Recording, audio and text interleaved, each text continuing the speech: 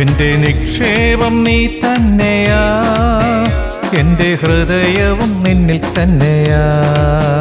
എന്റെ നിക്ഷേപം നീ തന്നെയാ, എന്റെ ഹൃദയവും നിന്നിൽ തന്നെയാ. യേശുവേ എൻ ഹൃദയത്തിനുടയോനേ,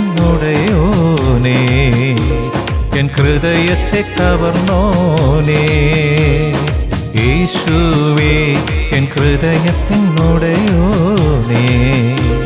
എൻ ഹൃദയത്തെ കവർന്നോനേ. എന്റെ നിക്ഷേപം നീ തന്നെയാ, എന്റെ ഹൃദയവും നിന്നിൽ തന്നെയാ.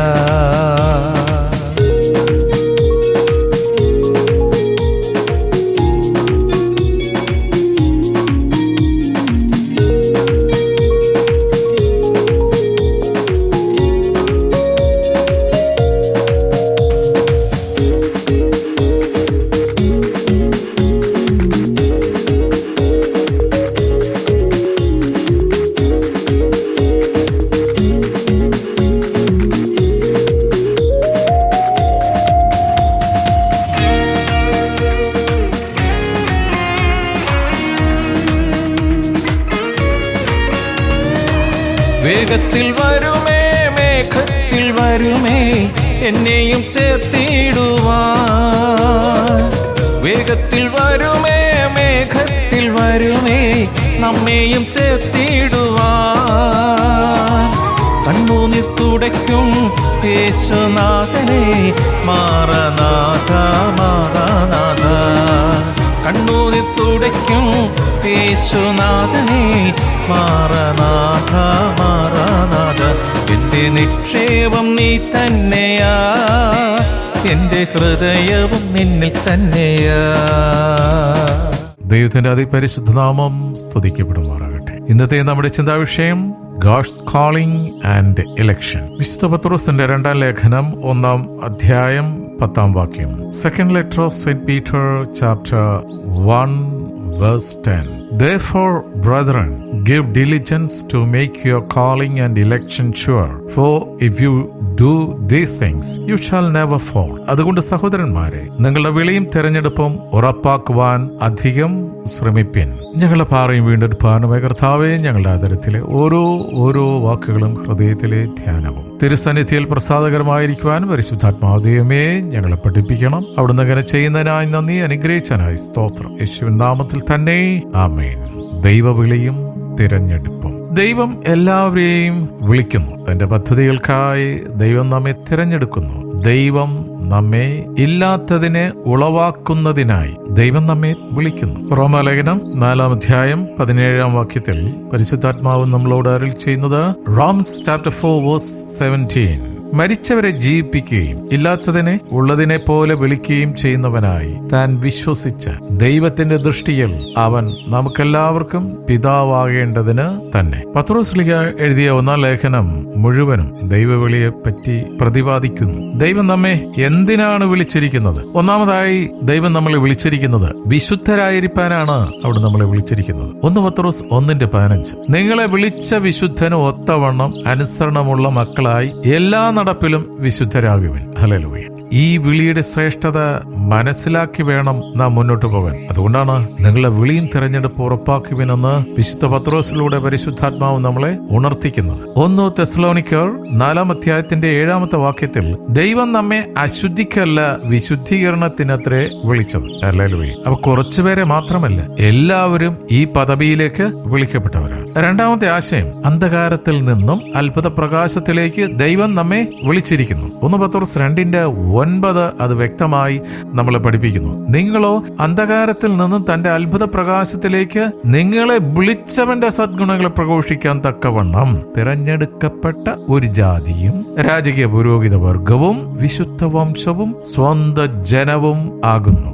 പുതിയ നിയമപ്രകാരം എല്ലാവരും രാജകീയ പൗരോഹിത്യ പദവിയിലേക്ക് വിളിക്കപ്പെട്ടവരാണ്. സ്തോത്രം. ഈ ഒരു പദവി നമ്മൾ മനസ്സിലാക്കിയാൽ മാത്രമേ നമുക്ക് പരസ്പരം അംഗീകരിച്ച് മുന്നോട്ട് പോകാനായിട്ട് സാധിക്കുകയുള്ളൂ. അന്ധകാരത്തിൽ വസിച്ചാൽ കള്ളന്മാരും കാട്ടുമൃഗങ്ങളും നമ്മെ ആക്രമിക്കും. അതിനെന്ത് ചെയ്യണം? സാത്താനാകുന്ന കാട്ടുമൃഗത്തിന്മേൽ ജയം തരുവാൻ യേശുവാകുന്ന പ്രകാശത്തിലേക്ക് ദൈവം നമ്മെ വിളിച്ചിരിക്കുന്നു. ദൈവത്തിന്റെ സദ്ഗുണങ്ങളെ പ്രഘോഷിക്കുവാൻ ദൈവം നമ്മെ വിളിക്കുന്നു. സ്തോത്രം. കർത്താവിനെ കുറിച്ച്, വിളിച്ചവനെ കുറിച്ച് വാചാലരാകുവാൻ വേണ്ടിയാണ് കർത്താവ് നമ്മളെ വിളിച്ചിരിക്കുന്നത്. അതുകൊണ്ട് വിശുദ്ധ പൗലോസ് പറയുന്നത്, ക്രൂശിക്കപ്പെട്ട ക്രിസ്തുവിനെ അല്ലാതെ എനിക്ക് മറ്റൊന്നും അറിയില്ല, മറ്റാരും അറിയത്തില്ല. അത് വിശുദ്ധ പൗലോസിന്റെ ഹൃദയ നിശ്ചയമാണ്. പൗലോസിന് വേറെ ആരെയും കുറിച്ച് പുകഴാനില്ല, വേറെ ആരെയും ഉയർത്താനില്ല. എന്നാൽ നമുക്കോ ഒത്തിരി പേരുണ്ട്. മൂന്നാമത്തെ ആശയം, നന്മ ചെയ്യുവാനും കഷ്ടത അനുഭവിപ്പാനും ദൈവം നമ്മെ വിളിച്ചിരിക്കുന്നു. 1 പത്രോസ് 2-ാം അധ്യായത്തിന്റെ 20-21 വാക്യം നമ്മളെ പഠിപ്പിക്കുന്നത്, നിങ്ങൾ കുറ്റം ചെയ്തിട്ട്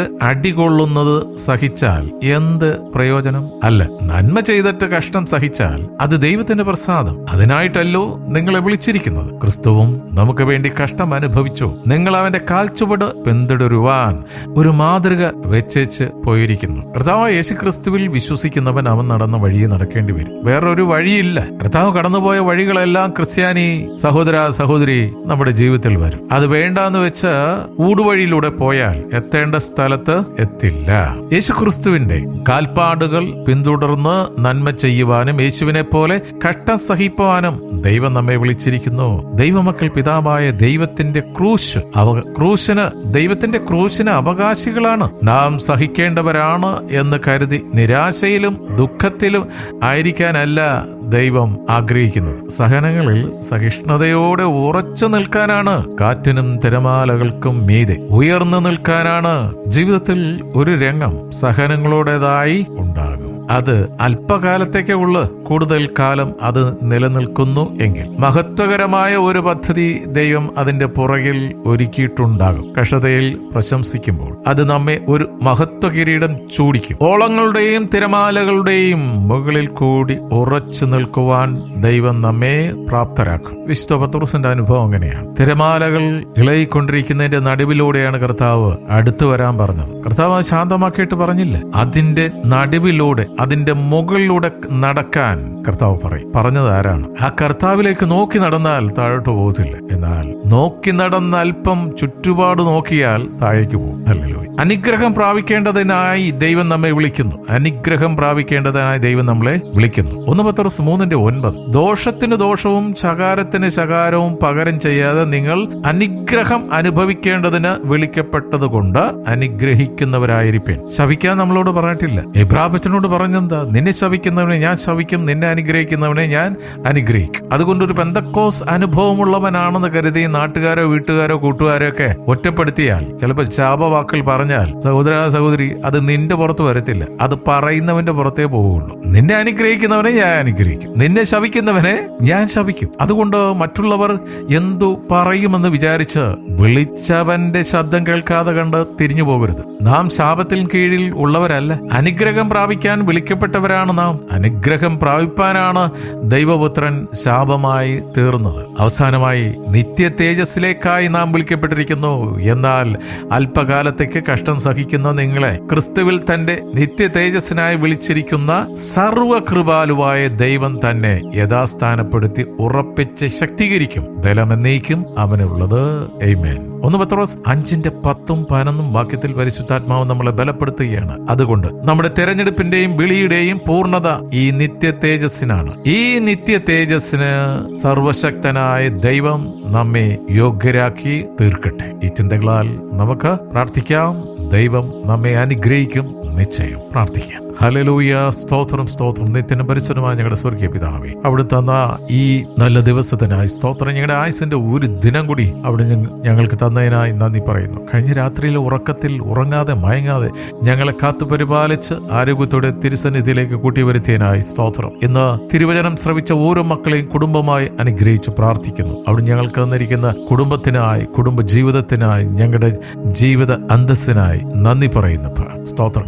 ഞങ്ങളുടെ വിളിയും തിരഞ്ഞെടുപ്പ് ഉറപ്പാക്കിക്കൊണ്ട് ഞങ്ങളുടെ മുന്നിൽ വെച്ചിരിക്കുന്ന ഓട്ടം പൂർത്തീകരിക്കാൻ പരിശുദ്ധാത്മാവോ ദൈവമേ ഞങ്ങളെ സഹായിക്കണം. ഞങ്ങൾ ഓരോരുത്തരും ചേർന്ന് നിൽക്കുന്ന കൂട്ടായ്മ അനുഗ്രഹിച്ച് പ്രാർത്ഥിക്കുന്നു. കൂട്ടായ്മയിലുള്ള ഓരോ മക്കളും ഹല്ലേലൂയ വിളിയും തെരഞ്ഞെടുപ്പ് ഉറപ്പാക്കേണ്ടത് ഓരോരുത്തരുടെ ഉത്തരവാദിത്വമാണെന്നുള്ള ബോധത്തോടെ ജീവിക്കുവാൻ ഞങ്ങൾ ഓരോരുത്തരെയും സഹായിക്കണം. ഞങ്ങൾ ഒരുമനപ്പെട്ടുകൊണ്ട് ഞങ്ങൾ വിശുദ്ധർക്ക് വേണ്ടി പ്രാർത്ഥിക്കണമെന്നുള്ള വചനപ്രകാരം ഞങ്ങൾ പ്രാർത്ഥിക്കുന്നു. ഞങ്ങളുടെ മാതൃരാജ്യമേ ഇന്ത്യയെ അനുഗ്രഹിക്കണമേ. ഇന്ത്യക്ക് അകത്തും പുറത്തുമായി ഇന്ത്യയെ നശിപ്പിക്കുവാനായിട്ട് പ്ലാൻ ഇടുന്ന എല്ലാ അന്ധകാര പോരാട്ട ശക്തികൾ ദേശമണ്ഡലത്തിൽ നിന്ന് മാറിപ്പോട്ടെ. ഞങ്ങൾ ഓരോ സംസ്ഥാനങ്ങളെയും സമർപ്പിച്ച് പ്രാർത്ഥിക്കുന്നു. വിശേഷാൽ കേരളത്തെയും തമിഴ്നാടിനെയും കർണാടകത്തെയും അനുഗ്രഹിച്ച് പ്രാർത്ഥിക്കുന്നു. ദൈവമേ സ്തോത്രം. രാജ്യത്തിന്റെ വിവിധ ഭാഗങ്ങളിൽ ദൈവമക്കൾക്ക് ഏൽക്കുന്ന മൃഗീയമായ ക്രൂരമായ പീഡനങ്ങളെ ചെറുത്തതിജീവിച്ച് മുന്നോട്ട് പോകാൻ നിന്റെ മക്കളെ സഹായിക്കണം. അവിടുന്ന് കൊടുത്തിരിക്കുന്ന തിരഞ്ഞെടുപ്പും വിളിയും നഷ്ടപ്പെടുത്താതെ, മനുഷ്യ ഭയമാവുന്ന കെണിയിൽ വീണു പോകാതെ, അങ്ങയിലേക്ക് നോക്കി പ്രകാശിതരായി ശക്തി പ്രാപിച്ച് മുന്നോട്ട് ഓടുവാനുള്ള കൃപ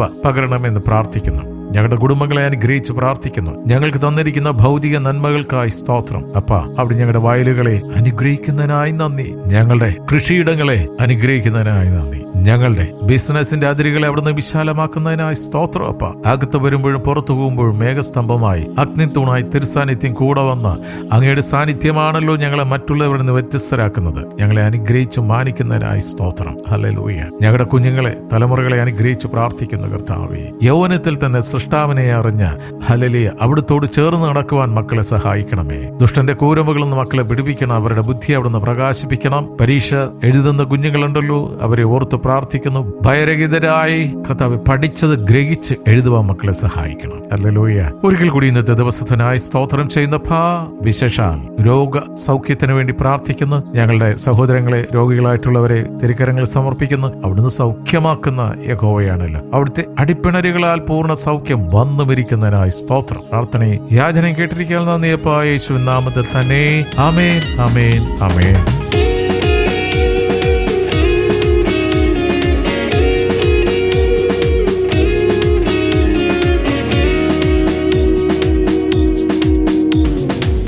ആയിരം വാക്കുകൾ മിണ്ടിയൽ പോരെ കാന്തനാം എന്നേശുവേ.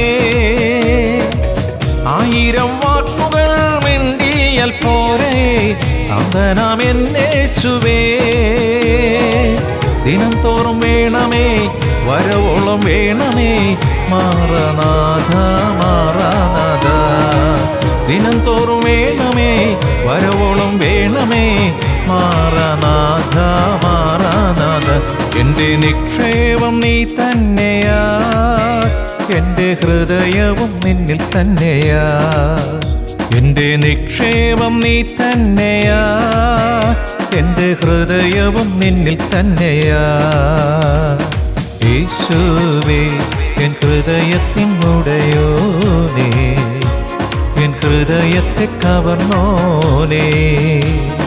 യേശുവേ എൻ ഹൃദയത്തിൻ ഉടയോനേ, എൻ ഹൃദയത്തെ കവർന്നോനേ. എൻ്റെ നിക്ഷേപം നീ തന്നെയാ, എൻ്റെ ഹൃദയവും നിന്നിൽ തന്നെയാ.